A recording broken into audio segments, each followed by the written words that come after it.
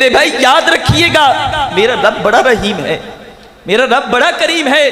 किस तरफ निकल गए? मेरा तो मालिक कहता है भटके हुए इंसान आजा मेरी दलीस पे, एक आंसू से तेरी खताओं को माफ फरमा दूंगा, एक आंसू से तेरी खताओं को माफ कर दूंगा।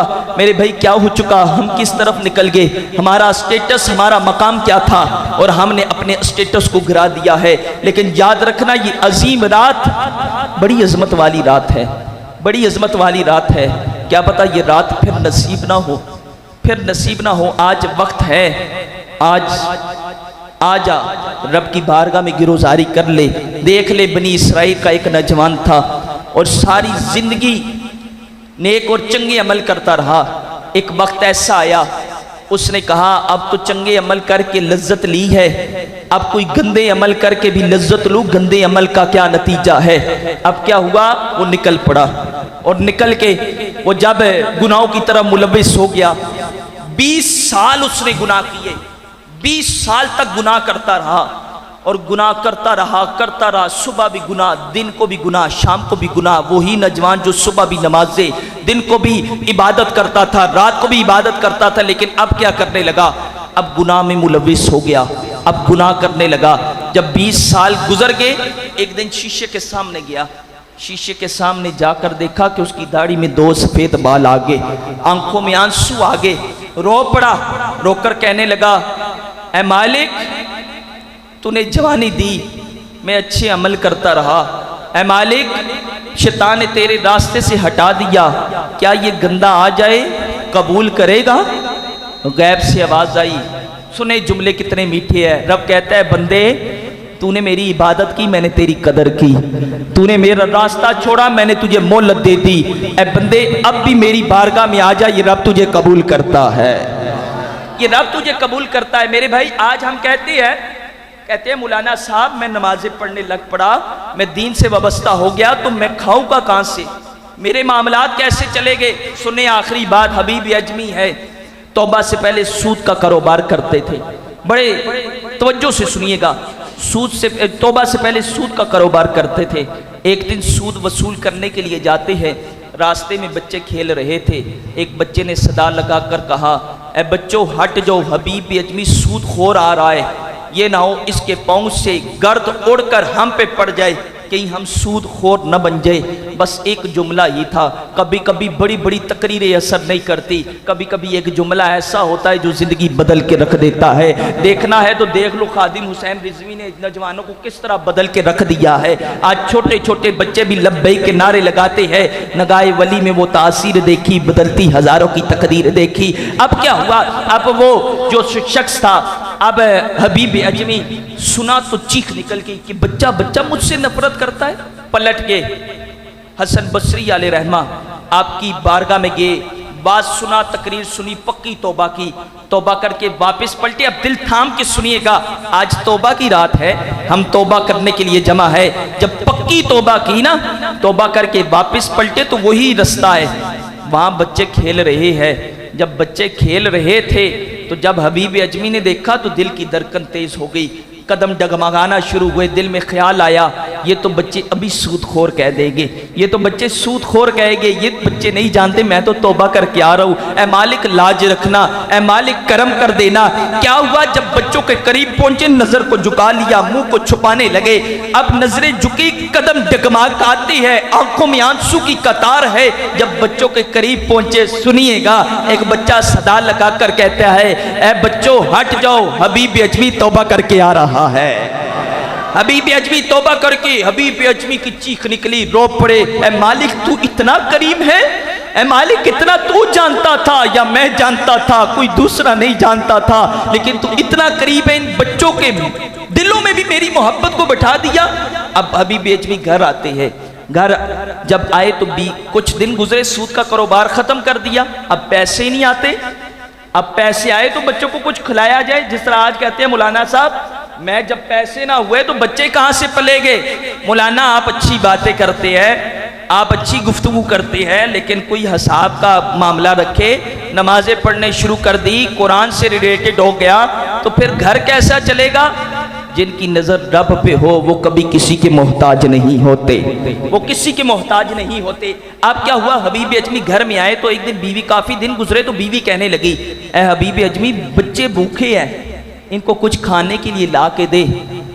हबीब अजमी अपनी बीवी को आसरा देने के लिए कहते, आसरा देने के लिए, मेरा मालिक मुझे 3 दिन बाद मजदूरी देगा, मेरा मालिक मुझे 3 दिन पर मजदूरी देगा। अब हबीब अजमी क्या करते हैं, रोज़ जाते थे चौक पे जाके खड़े हो जाते, कोई कबूल न करता क्योंकि बूढ़े थे, लोग तो जवान जवान ढूंढते हैं काम वाले, कोई कबूल न करता। हबीब अजमी सुबह जाते, काम न मिलता, रब की दलीस में आ जाते, ये रोज़ारी करते। वक्त गुजरता रहा, टाइम गुजरता रहा, जब तीसरा दिन आया तो गालबन जुमे का दिन था।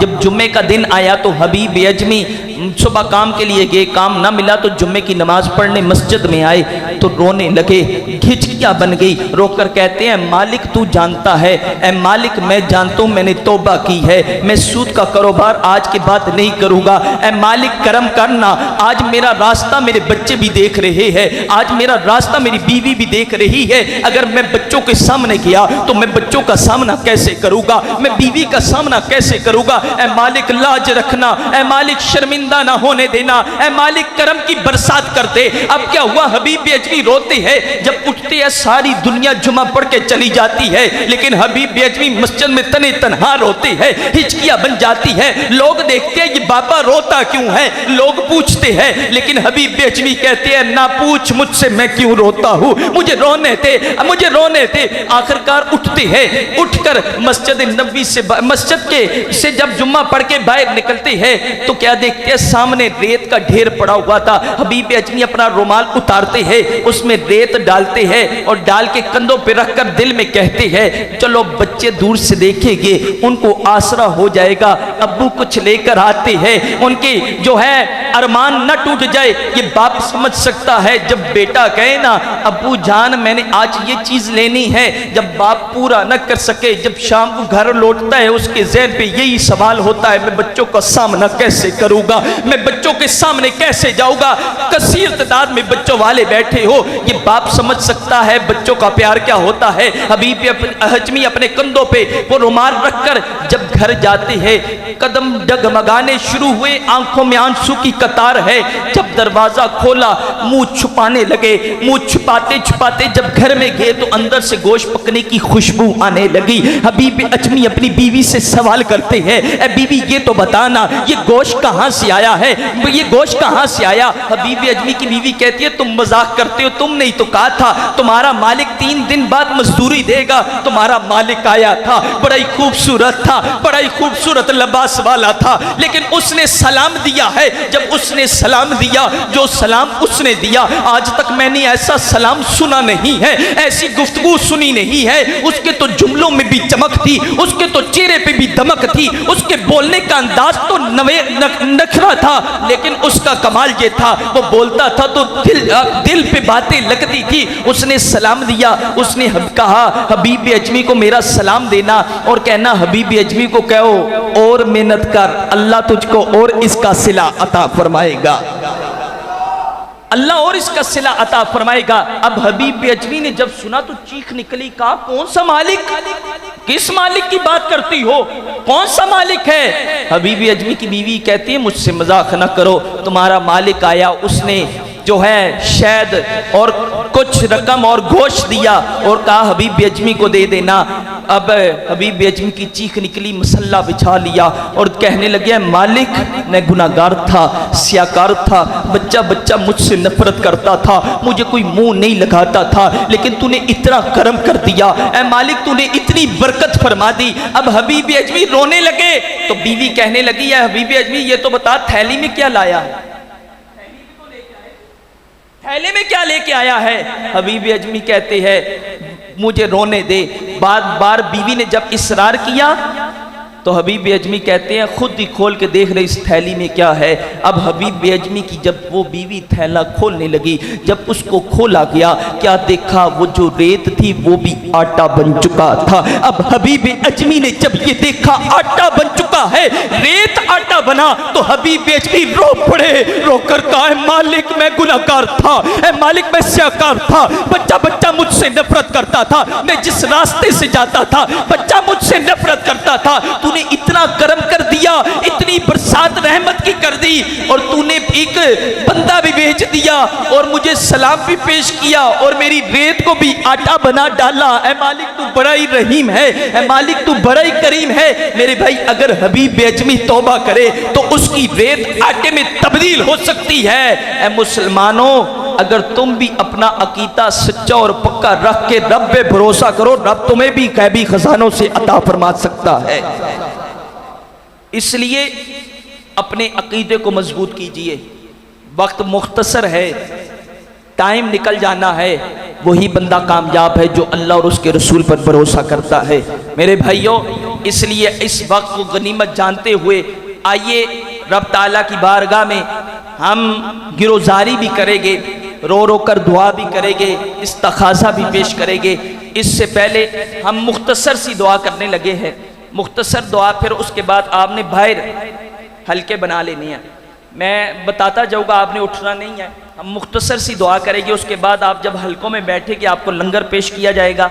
उसके बाद हम कब्रिस्तान का रुख करेंगे, फिर वापस आकर आप नवाफिल अदा करेंगे। नवाफिल अदा करने के बाद फिर हम हल्के बनाएंगे, और हल्के बनाकर फिर आपको पता चलेगा कि हल्कों में कितनी बरकत होती है, हल्कों में कितनी बरकत होती है। अल्लाह ताला मेरी और आपकी हाज़िरी को कबूल फरमाए। जो टूटे फूटे अल्फाज मैंने आप तक मुंतकिल किए, अल्लाह ताला सबसे पहले मुझे और उसके बाद आप सबको अमल पैरा होने की तौफीक अता फरमाए। वमा